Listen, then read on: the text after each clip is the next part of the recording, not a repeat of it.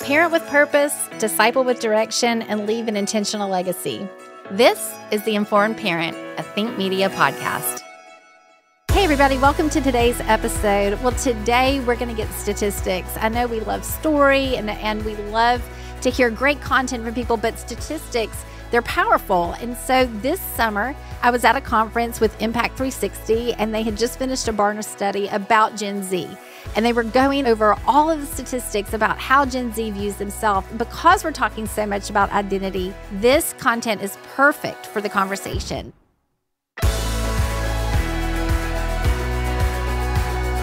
Jonathan Morrow, who works at Impact 360, he's joining me today, and we're going to break down some of those statistics. We're going to let you know how Gen Z is thinking about themselves and about the culture and about the church. We are going to step into a lot of information, and it's going to help you really lean into your parenting. So let's dig in and be informed. Well, welcome, Jonathan. Thank you so much for being with me today.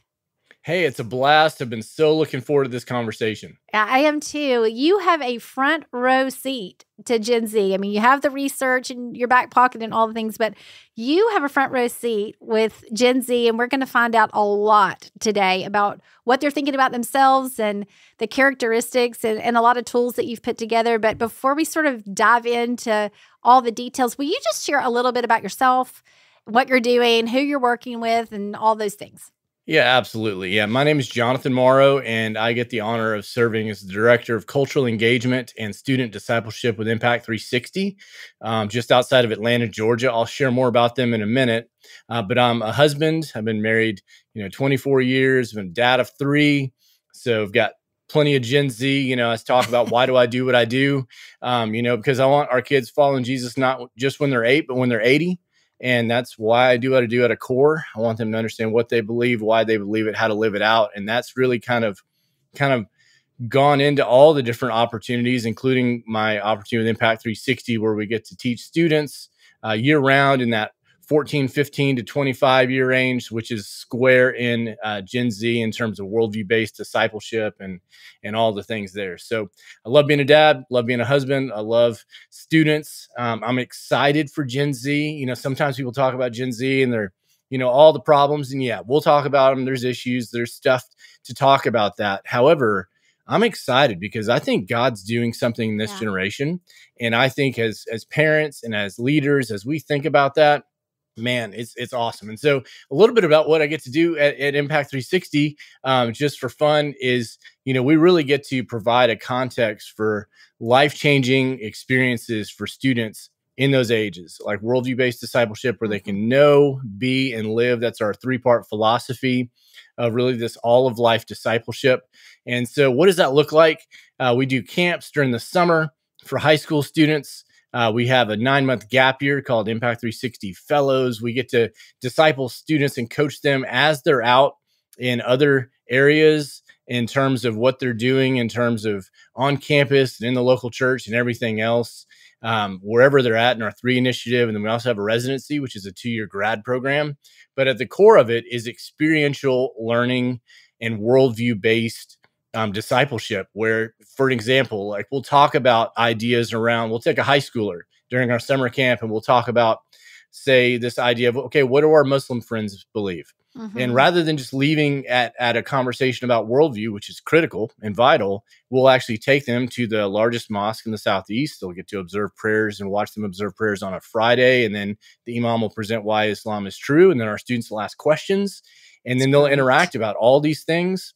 And actually, hey, theology matters, right? Because there's a real person who believes differently than I do about Jesus, God, the Bible, Quran, Allah, and these questions matter. And we're able to have a civil conversation. Here's one of my favorite things about this, Suzanne, is this idea that the imam doesn't relativize their faith. They're not saying, oh, it's just true for you, right? They're saying, no, we actually think what you believe is false. And that's beautiful. And we're able to have a substantive conversation. Students get to see that. That's just an example. We do that all throughout the different aspects of our ministry through Impact 360, whether that's missional experiences. We take our students to Utah and engage with our Mormon friends on the clarity of the gospel. We take them overseas. We get them in all sorts of different environments to think about their leadership, calling, all the It's things, right? incredible. Discipleship, spiritual formation, Bible, apologetics, worldview. So if you have a kid and a teen or a teenager in that really that 14 to 25 range, impact360.org, there's a lot for you here where you can come alongside you. So I love doing it. So we get students year round. So you asked why I love doing Gen Z. We do research. Like we're going to talk about that. Like you can see this big lime green Gen Z behind me. That's our volume 3 research that we've done with the Barna Group on this that I know we'll get to talk about in partnership with them. So anyway, that's a little bit about me and why I do what I do. And I'm going to vouch for that. I mean, we have students, some of my children's friends have been in the 9-month gap program and love talking to them, love hearing about their experience. Powerful.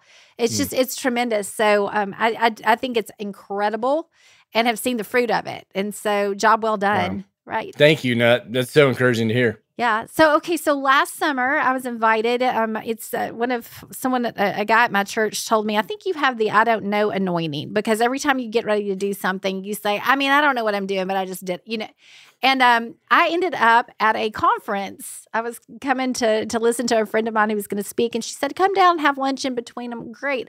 I don't know what I'm going to. I show up. And it's Impact 360, and you were going through the book behind you, the green. You were going through the study, that research, and yes. I was encouraged in listening, and so enjoyed and appreciated a few things about it. But one of them was hearing how Gen Z saw themselves. What they're actually thinking. And so I wanted to bring you on just to kind of go through some of those statistics and some of the real meat about Gen Z for parents and for listeners. And then we're gonna talk about some other things that you're doing towards the end. But one of the things that I really wanted to dive into is what are some of the overall. Well, first, tell us about the study. Who did it? It's a 3-part. So tell us a little bit about that. But then what are some of the overarching characteristics of Gen Z just in general? So we've had the privilege at Impact 360 to partner with the Barna Group and my good friend David Kenneman for 3 volumes. And so we kid around about the volume 3, about the trilogy and the Star Wars reference. We were trying to come up with something funny, since we're both kind of some inner nerds at heart sometimes, thinking about that and love the Star Wars. But basically, we knew at Impact 360 that we get to be around students year round in that critical age. And again, I should have shared this in my story. I came to Christ at 17. So this was always vital for me. That's why I wrote the book, Welcome to College, because there's so many pivotal life decisions that happened during that time. And so, but at Impact 360, we partnered with the Barna Group because we wanted to see what the national landscape was on Gen Z. And we started with this groundbreaking study in volume 1. And then we now did volume 2. And then now that we just released volume 3 this past year, which is the event you're talking about, where we looked at all their beliefs. And just so if you're people that are kind of watching and listening to this, Gen Z is basically late junior high through graduating college, entering into the workforce. And so born between 1999, 2015, that's the range of Gen Z. And there's 2 cohorts now, which has been fascinating to see, is a 13 to 17-year-old cohort called Young Gen Z in the study. And then we have an 18 to 24, which is our young adult Gen Z. And so that really kind of gives you the window. And we're actually seeing divergence there, not only in age, but also in gender, in terms of their worldviews and beliefs and affiliation and some of those things. We can get into some of the particulars about that. But one of the things that we saw repeatedly, and this was really a question that something that David and I talked about from the beginning, was, our churches and our parents and our leaders preparing students and young people for a world that no longer exists. And that question really is so important, because there's a way the world is, and there's a way the world we wish it was, and they're not the same world. Right. Because I wish there was a world in which they, in some ways, right, as a mom or dad, you wish they weren't challenged. They're not going to skin their knee. They're not going to run into hard things and evil and suffering. But the reality is they're going to. So are we preparing them for that? And so at Impact 360, we're deeply committed to helping students do that. And so we looked at this study, and one of the things that we found in their sense of self, because I know you asked about that, was overarching, this generation really wants to define who they are. And what's interesting about that is, Carl Truman talked about expressive individualism, this idea of kind of creating yourself. Yeah. What is my authentic self? Those kind of things. We found that in our focus groups as well. And one of the things that was really important that we because we do focus groups as well, so we do qualitative and quantitative research in this regard. And so one of the things that we found with this particular generation was, here's a quote from one of the students, one of the participants said, "Nobody's really born with a specific purpose, and that's kind of the whole point." And I thought that was such a telling statement, because they're like, how do I find purpose? Well, I create it for my own self, right? And they have this idea that no one else can define me. They don't have the right to define me. Only I have the right to define myself. And one, this was an observation made by Alan Noble, but he says, look, no one has the right to, for me to choose. I get to choose my own journey. But I love this insight, because I found this to be true, or to assure me that I'm okay. And that last one, because here's the thing, like, if I get to choose my own worldview, but I also want the reassurance that it's actually real and true. If I know I'm making this thing up, or if I'm wanting to choose my own gender or spirituality or beliefs or whatever it is that also able to comfort me when my head hits the pillow at night? And I think deep down, that is beginning to kind of that dissonance for a teen, because they're like, I want to know what's reality based.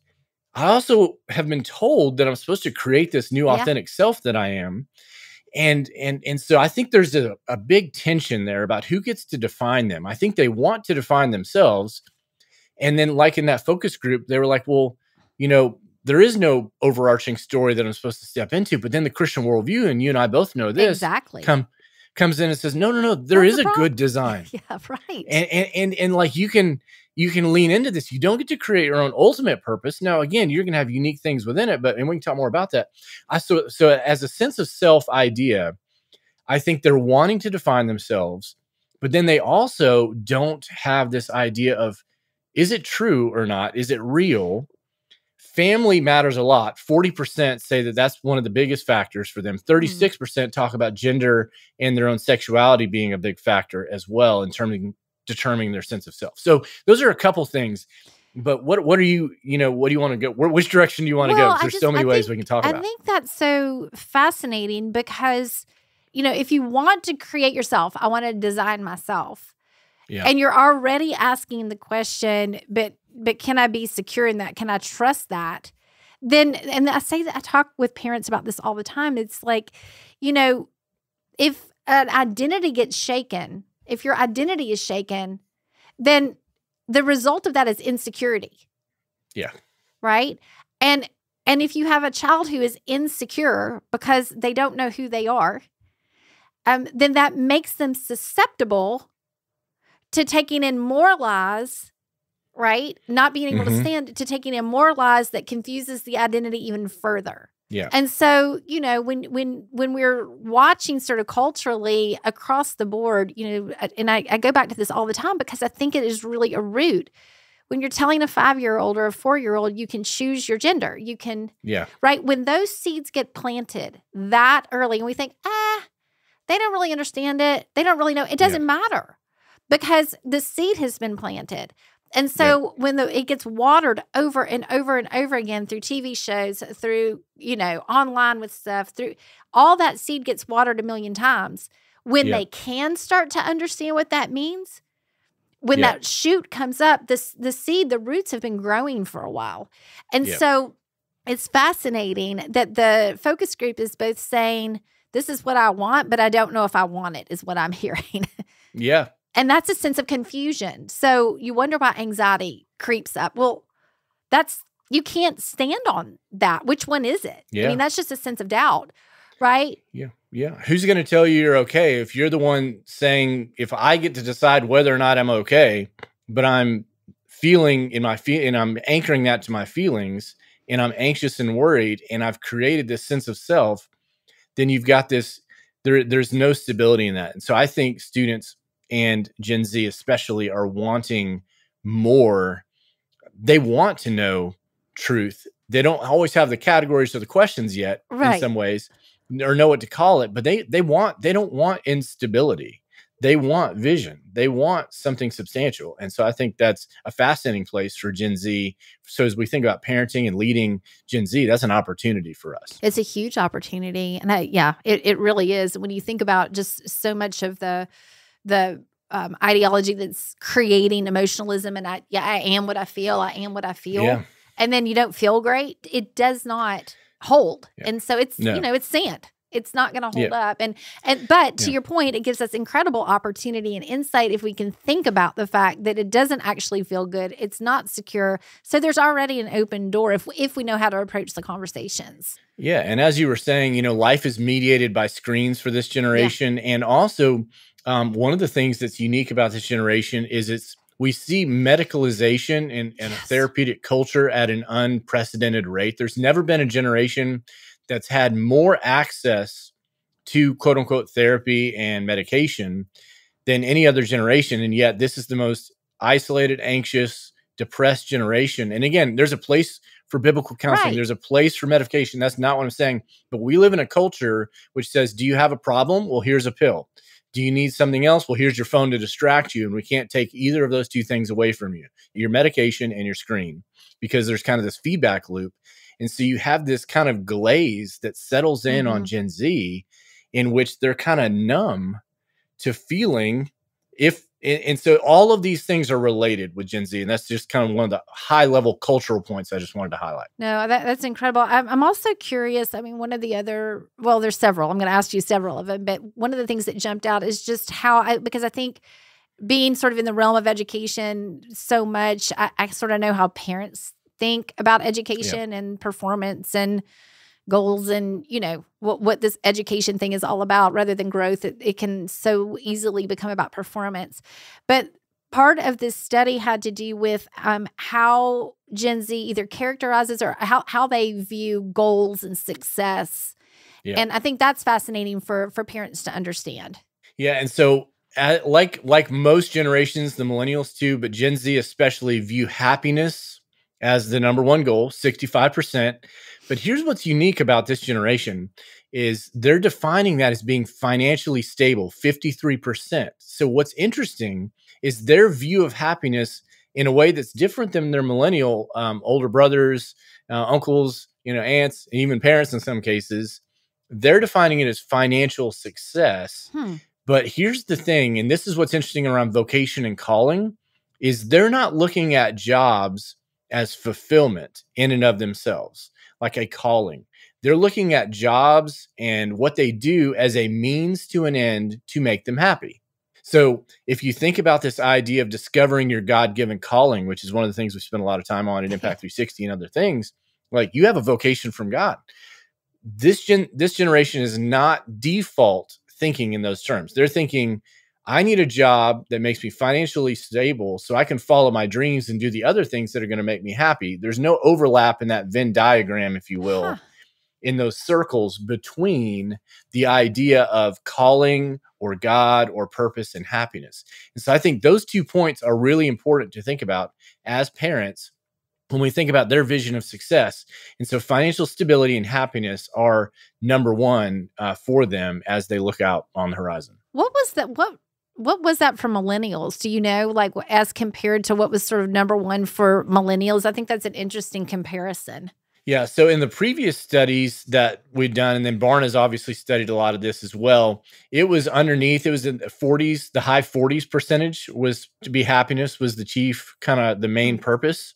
And the financial stability wasn't as high in that regard for them, because 53% was a high number that stood out to us when we were looking at the data on this study, that they want to be like being financially stable mattered all the way across the board for Gen Z at a higher rate. Interesting.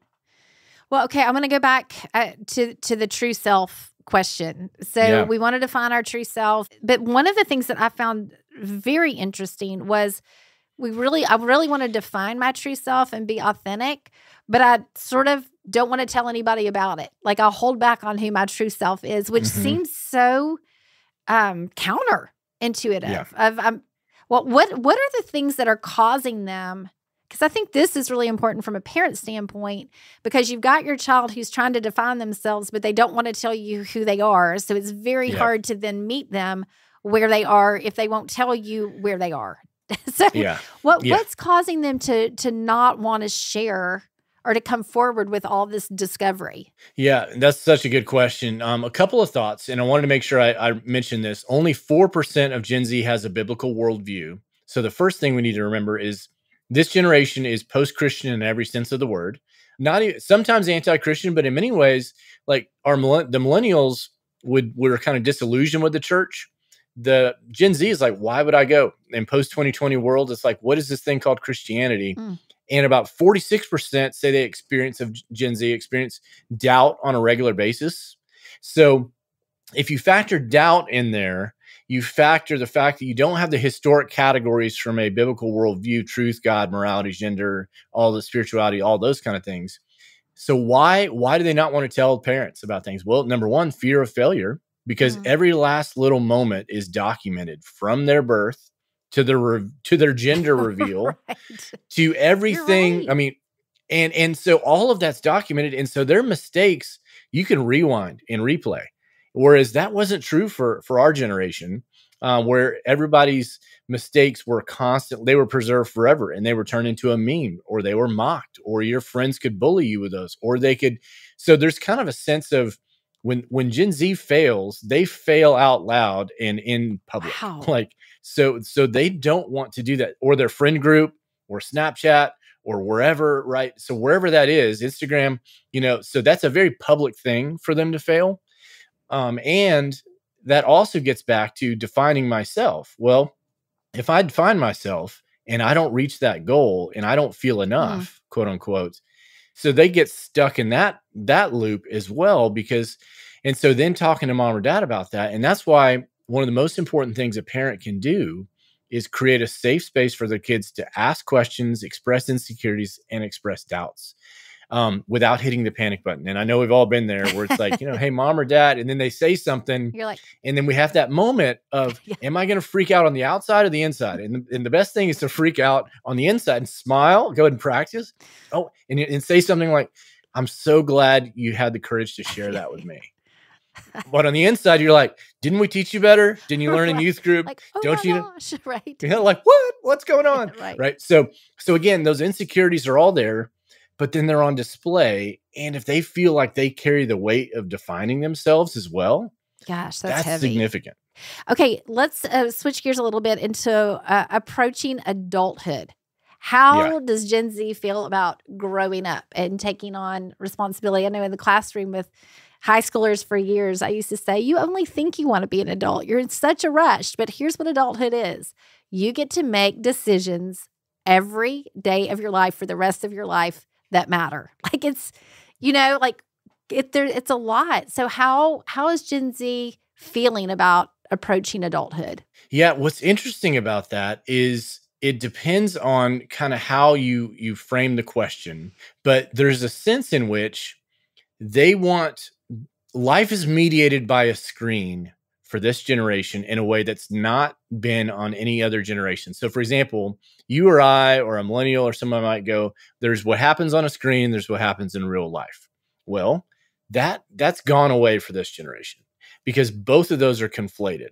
So what does that mean? Well, what do adults do? Well, they get things done. So it's not as defined by they have access to maybe their voice being expressed. Well, you can express with your voice at 13, quote unquote, legally, social media. You can begin to do that. They have less priority. We saw this both in our Gen Z Volume 2 around marriage and family. Being an adult is not associated with getting married and having children. As in the levels that it was for millennials before. That's gone down in Gen Z, partly because there's been, and I know we're going to get to some conversations around sexuality and gender and things like that, but partly is they've grown up in a world in which they've seen a lot of fragmented families. So that's on one side. And then I've talked to tons of students who would say, look, I don't want to repeat what happened in my family. I mean, personally, I come from a family in which my parents were divorced and I was raised in that environment. So they're like, so cohabitation's a big deal, but that's a disaster, socially speaking, emotionally. That's such a bad idea. But they'll think, well, maybe that's the safer of the route because then I'm not anchoring my life to somebody. So parents, kids, becoming a parent, having kids, getting married, those are not symbols of adulthood in the ways that previous generation used to put that. Educational goals are very different, because maybe you're an adult because you graduate college. Well, the educational landscape has shifted so much, whether everything with dual enrollment and online certifications and the gig economy and everything else. Well, you can and then social media, you've got a voice. And so all of these, every culture, and culture is just what you come to see as normal without having to think about it. That's a good definition of culture. That's a great definition. Yeah. And good things can be seen as normal and bad things can be seen as normal. The problem is it just seems normal unless you reflect and stop to think about it. So this generation, if they're going, okay, what are the coming of age moments? If adolescence, quote unquote, goes all the way from tweenhood all the way into your late 20s, well, what's the defining? If it's not graduation anymore, if it's not marriage and family anymore, if it's not coming back to church, because maybe they'll come back to church when that's not happening. So what are those societal moments that signify adulthood? And so that's why this generation is just, no one is telling them. And if they're defining their own, then it's when I feel like I'm responsible. Right. And that's why I have a right to privacy about everything. And you should never invest. So you see how all that's converging for this generation in some unique ways that we've not seen in older generations. Gosh, and it makes it so tough for parents when, privacy is something that's so guarded because I get to define everything. When you just think about make disciples. Yeah. The mission, make disciples. And I remember, I think this was even from one of the previous studies that this belief that I don't need a teacher. Yeah. Okay, well, how can you be a disciple if you don't have a teacher? Because the whole point of discipleship is someone is teaching you. And so that's a big deal just culturally. It's a big deal in your family. But in terms of the church, that's the path forward is make disciples. And you can't do that if you're teaching yourself. And so there's so many big questions that get tied up with this. And in a minute, we'll maybe talk about a few of the solutions or what do you recommend to parents. But I do want to, because we're talking and focused so much on identity this whole season, I do want to dip into just some of the gender issues and Gen Z, how they view gender. And then the statistic that just absolutely blew my mind is the self-identifying LGBTQ that through the generations. I just could not get over the multiplication there. So, but what are they thinking about gender? And we're post-Christian, so where does this land? Yeah, and just one little thing to close a loop on our previous conversation, part of that question is they're skeptical of authority because people have abused authority in their lives and they've seen it nonstop on news cycles played out on social media and everywhere else. So you add that layer in, they're not quite sure who to trust to tell them those things. Valid. And and so when it comes to gender, here's a couple of important stats that are important. And again, there's so much information, but I want to give some parents some actionable things to think about in your audience on this. But 45% of Gen Z say they personally know someone who identifies as transgender.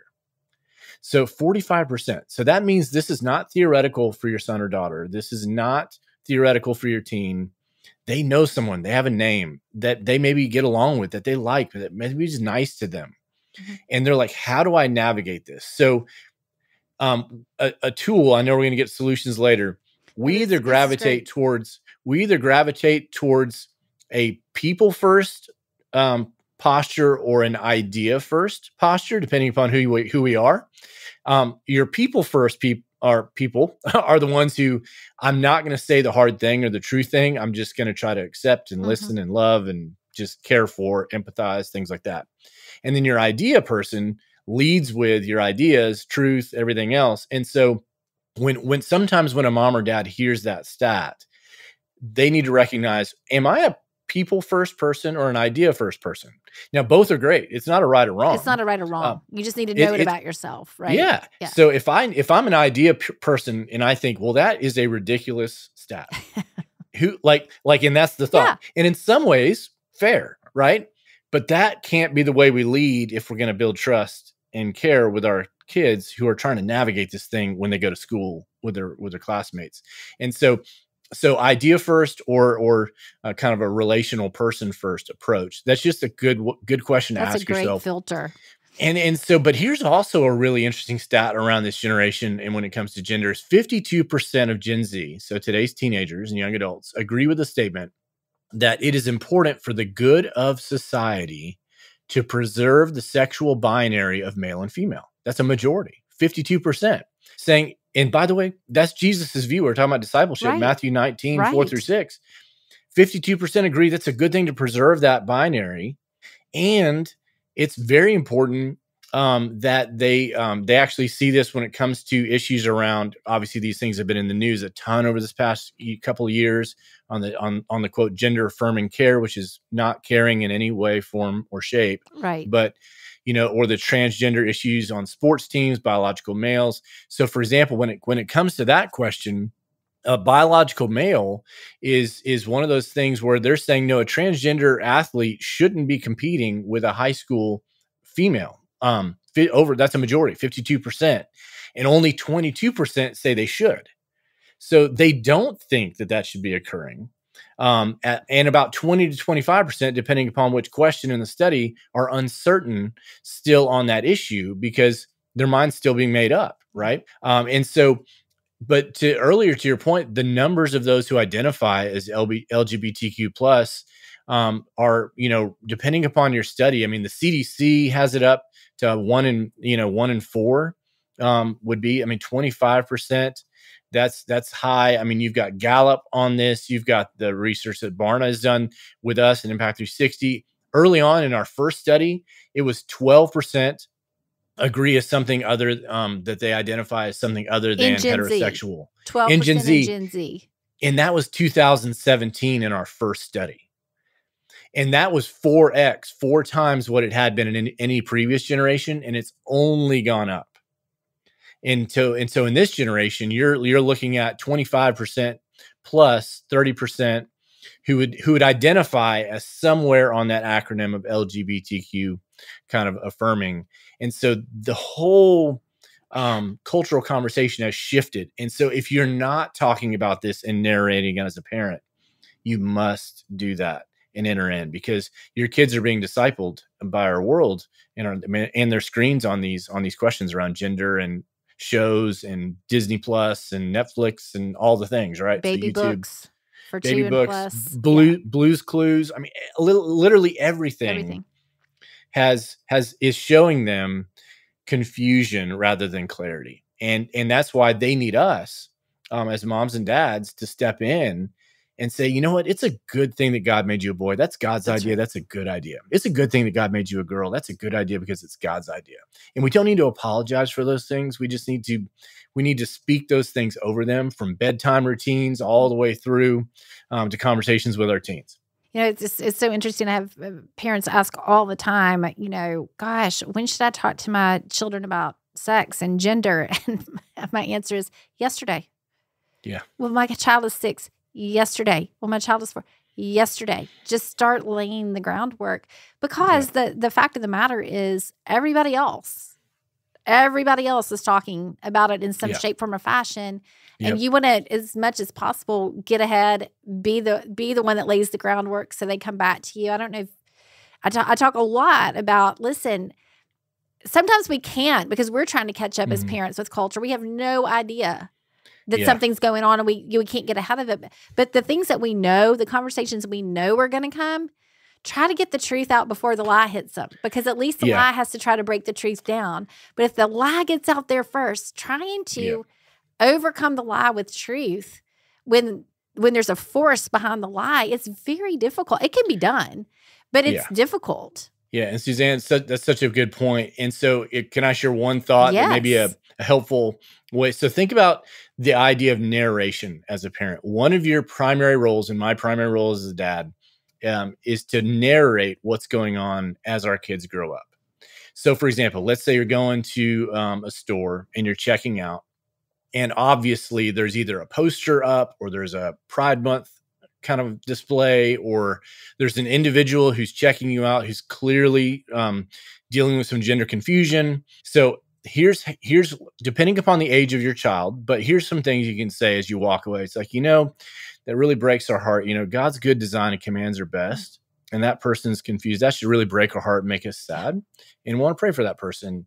And as we're walking away, because that's not God's best. And they're just kind of confused about that. And you could have that level at a very low level in terms of their age, just to narrate that you saw it and they saw it, and you connected something to it.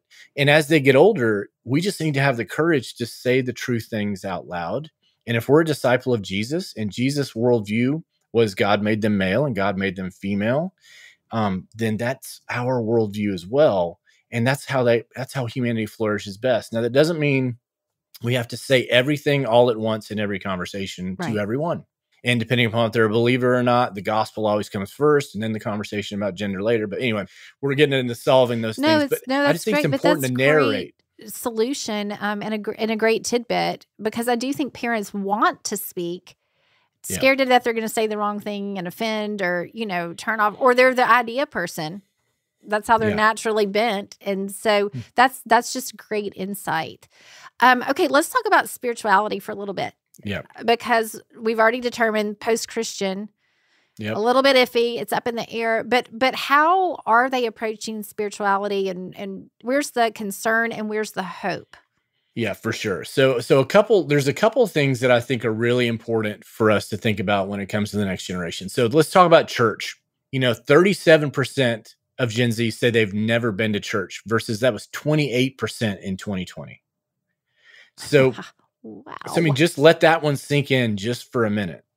And so, and nearly half of Gen Z, 47%, would say that they haven't attended church in the last 6 months.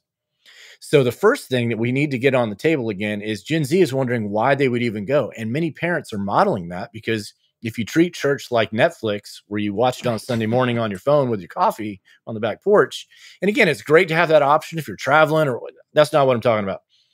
But is church just streaming something?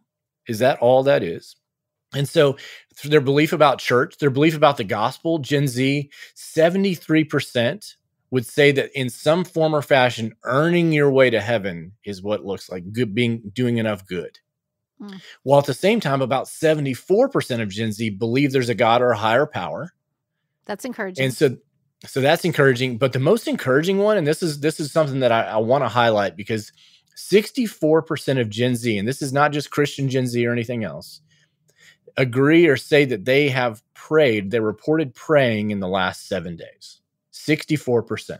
So who are they praying to? Well, they know something's beyond themselves. They know something is bigger than them, right? And so there's a hunger and a spirituality. I mean, we're seeing this stuff happen at a larger cultural level, even on things like the Joe Rogan podcast, where we're talking about the resurrection. We're talking about God. Elon Musk, head of X and Twitter, is calling himself a cultural Christian. Richard Dawkins, one of the leading new atheists, is calling himself a cultural Christian. There's a lot going. And again, we can parse it out. And I love talking about all the things, but I think Gen Z is open to anything and everything, and that can be both a blessing and a curse. Right. But they are open and they are praying, and I think they're seeking, and I think there's an opportunity there that if we'll just move into that and just say, hey, tell me more about why you think that is, and listen. Tell me more about that. Like, I would encourage every parent, every youth worker, every leader who works with students, before you look, you've studied, you've read books, you've got ideas, and I do too. Great. Awesome. Before you start dumping those and backing up the truck, force yourself to ask just one more question in that conversation. That's interesting. Tell me more about what your friends think about that. Huh. And then don't react like a negative kind of thing, just tell me more about that. And then just see what they do with that. Another tip on this, when you're talking to Gen Z, is in their spirituality. And this is helpful for a mom or dad. Like, treat your own kids the way you would if your neighbor's kids came over and asked you the very same question. Great filter. Because, like, man, if they came over, I'd be gracious. I'd be kind. I would be maybe quicker to listen. But sometimes, and we're all guilty of this, right? So guilt-free zone for everybody. Right. Because of proximity, we grew up with everybody, and like, you should know better. Haven't we told you? Haven't we thought, right? We've been We've talked talking about about this right? 28 times. Yeah. But if we have that filter of going, how would I treat the seeking neighbor's friend teen who's coming over to my house? I'd probably ask more questions. I'd probably, not that I would never get to the truth, but sometimes even that filter, as we think about spirituality, can really help us kind of have some better conversations. That's great. I have a friend, and we call it the lazy porch swing, that just keep rocking. Tell me more about that. Just lazy porch swing. That, Love that. Get up and exit to your room when you want to take your deep breath, but in the moment, just remain. So that's great. And if you don't know the answer to a question, it's beautiful. You can just say these words. I don't know. It's great. You can do it. I promise the world's not going to end because they can fact check you in about 2 seconds with Google and AI. I mean, yeah, I mean, they'll ask ChatGPT, what are the top views? And then you're like, okay. But what you can do as a mom or dad is buy yourself a little time. Just like, hey, you know what? Could I do some thinking about that? And then let's maybe revisit that tomorrow over lunch or coffee or ice cream or something. Can we do that? And then you can go do some research on that. Awesome. Okay, I have one more question I want to ask about statistics, and then I want to I want to talk a little bit about technology before we wrap up. But I thought this was fascinating. The top 10 sources that Gen Z trust with their spiritual questions. I thought that this was just fascinating for a lot of reasons. But can you share a few of those, or maybe help us understand that? I think it's incredible. Yeah, I think this is a vital one, right? Because the Bible, it was interesting. And mom is at 34%, which is great news for moms. Dad's way down there. That's maybe bad news for dads. That's a whole separate conversation. And maybe we can talk a little bit more about this. There's a crisis of manhood in our culture. Because I know we could do a whole podcast episode on this, but basically the hopelessness among young men is 4 times higher, like suicidal ideation, all those things, because our culture has fallen into the trap of zero-sum game thinking. So what does that mean? A zero-sum game means if one side wins, the other side has to lose. Okay. And so if there are and have been real issues facing young women in our culture, we absolutely should address those, right? But if we address that in a zero-sum game fashion, it means for women to win, what must men do? They have to lose. And for men to win, what happens? Women lose. And so it's treated as an either or, rather than going, hey, what are those challenges that are facing women uniquely in our culture? And what should we do about that? And what are facing men in hopelessness and everything else? Because men are they're either going the hopeless route, or they're being discipled by a toxic manosphere, YouTube, not great kind of thing, but at least somebody's telling them you have value. You can take some agency in your life. You can work out, and you can so I think all that back to that question of the question of a dad and being seen as a spiritual leader. Our culture doesn't paint dads as someone who can give spiritual insight. Now, I'm thrilled. Moms are wonderful. I love moms and cheer them on. And moms have a massive role in the formation and raising of kids, right? So 34%, that's great. 25% of Gen Z says they trust themselves for their questions. A friend, a pastor is probably about 28% or so. And so you see a church leader going in there about 22%. So again, you see some things there's a lot in the study on this, but mom, so leverage. So if you're a mom out there, recognize that at least in the age of 13 to 17, you're going to probably be one of the first places your kid comes, which also is a great responsibility to remember.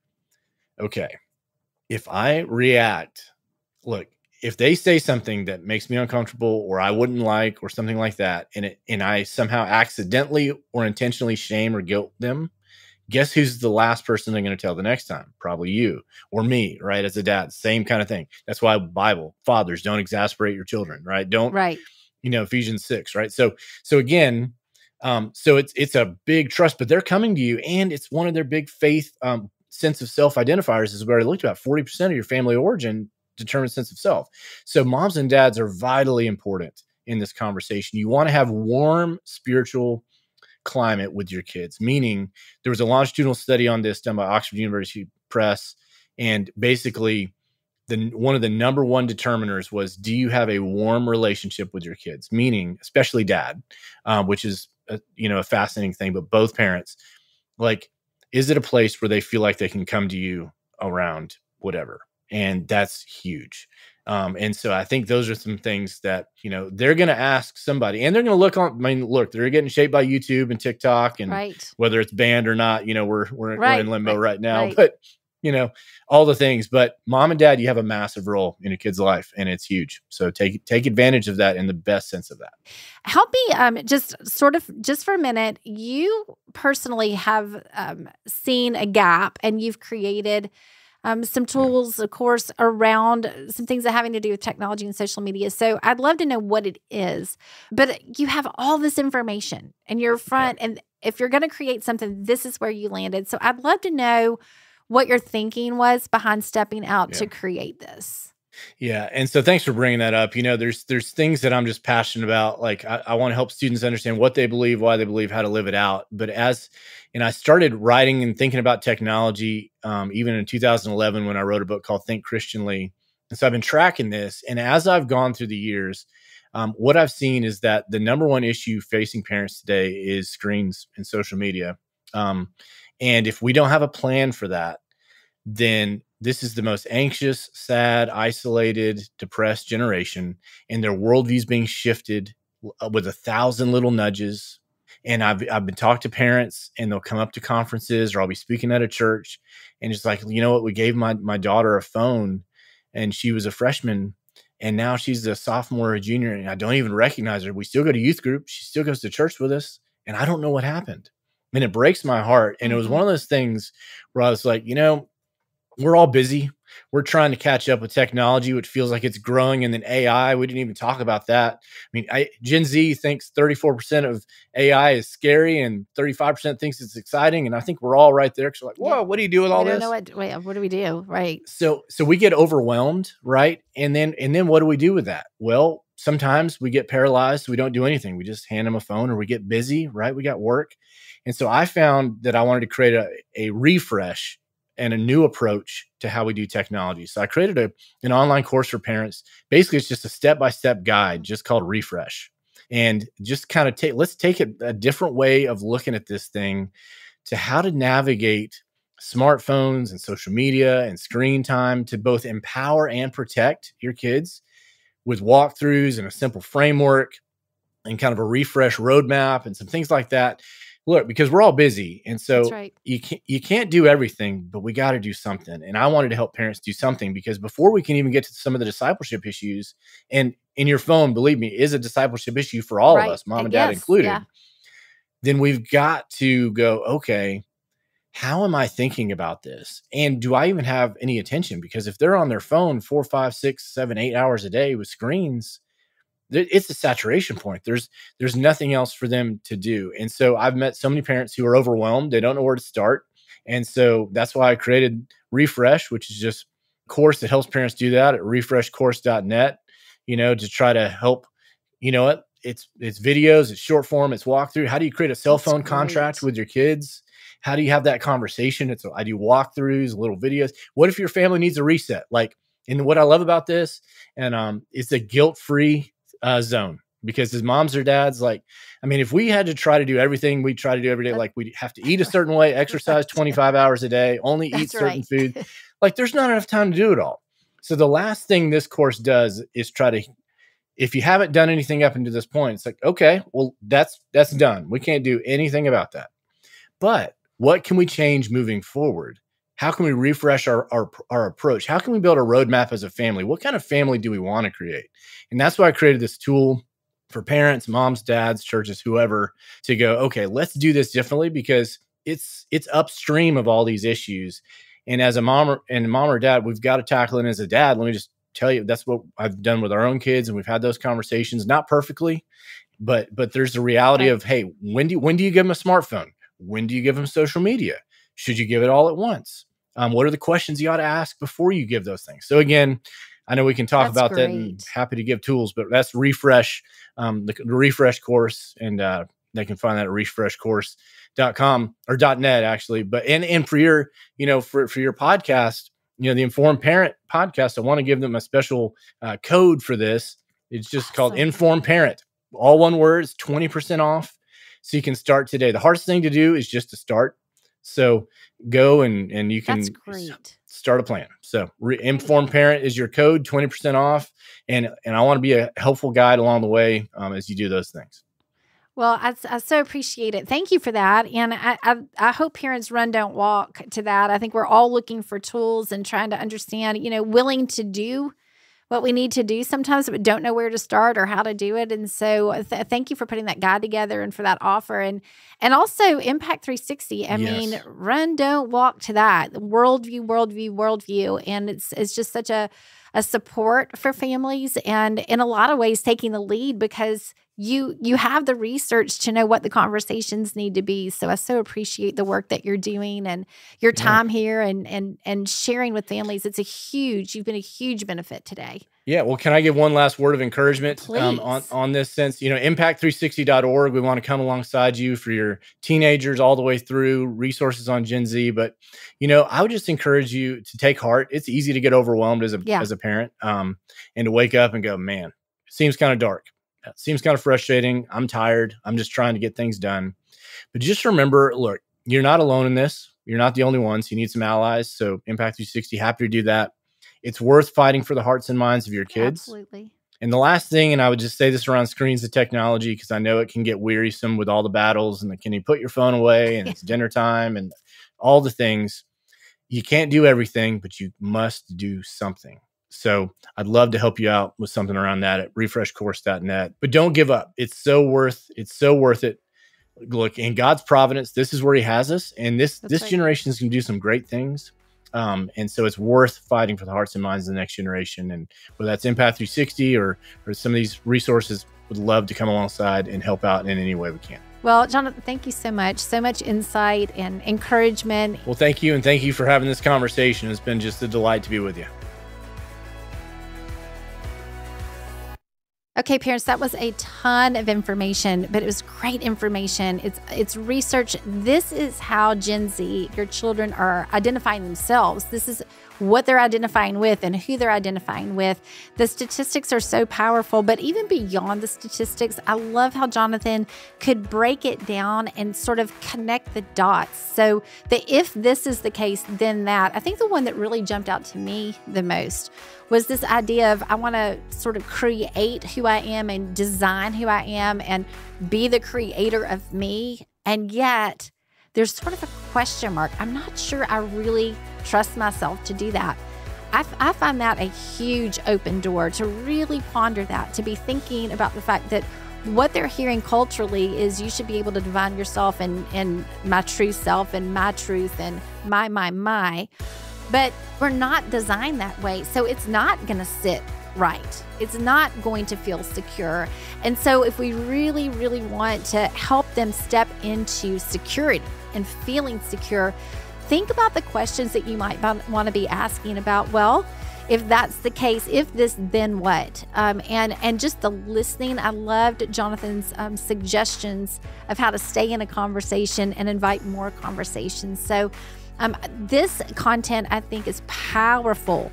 If you and your spouse are thinking about how are we going to address some of these worldviews in a post-Christian world, the statistics about who's showing up at church and spirituality, again, open doors, but it's just they're not thinking necessarily the same as we are. And that's what's so powerful about learning about the generations is we're only thinking the way we're thinking. And so to have an insight into how your children are viewing a world that might be different from you, that's a gift. And so I really hope that this conversation with Jonathan is going to help you dig in, have conversations, pray powerfully, and watch God work.